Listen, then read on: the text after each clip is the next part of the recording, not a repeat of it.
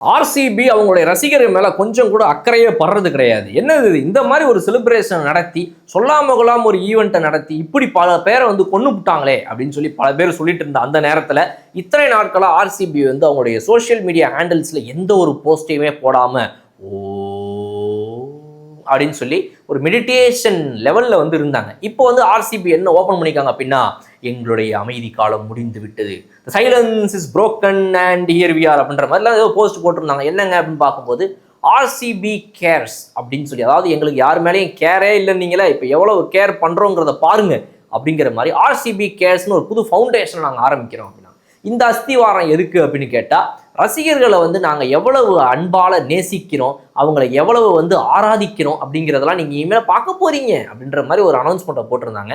அதனுடைய அடுத்த கட்டமாக இப்போ வந்திருக்கிற போஸ்ட் என்ன அப்படின்னா, இந்த 11 பேர் இறந்து போனாங்க பாருங்க, அவங்களுக்கு தலா 25 லட்சம் ரூபா கொடுக்குறோம் அப்படின்னு சொல்லி ஒரு அனௌன்ஸ்மெண்ட்டை போட்டுக்கிறாங்க. ஸோ அந்த குடும்பத்தினருக்கு ஒவ்வொருத்தவங்களுக்கும் 25 லட்சம் ரூபாய் கொடுக்கப்பட போவதாக வந்து ஆர்சிபி கேர்ஸ் அறிவிச்சிருக்கிறாங்க. இந்த ஃபவுண்டேஷனின் மூலமாக இன்னும் நாங்கள் நிறைய ஸ்டெப்ஸ் எடுக்க போகிறோம். ரசிகர்களுக்கும் எங்களுக்கும் இருக்கக்கூடிய அந்த உறவை வந்து நாங்கள் இன்னும் அப்படியே பின்னி பிணைக்க போகிறோம். எங்களுக்கு அவங்க எவ்வளோ முக்கியங்கிறத நாங்கள் காட்ட போகிறோம் அப்படின்ற மாதிரிலாம் வந்து இப்போ நிறைய விஷயங்களை சொல்லிட்டு இருக்கிறாங்க ஆர்சிபி இந்த கேர்ஸ் அப்படின்ற இந்த ஃபண்ட் மூலமாக.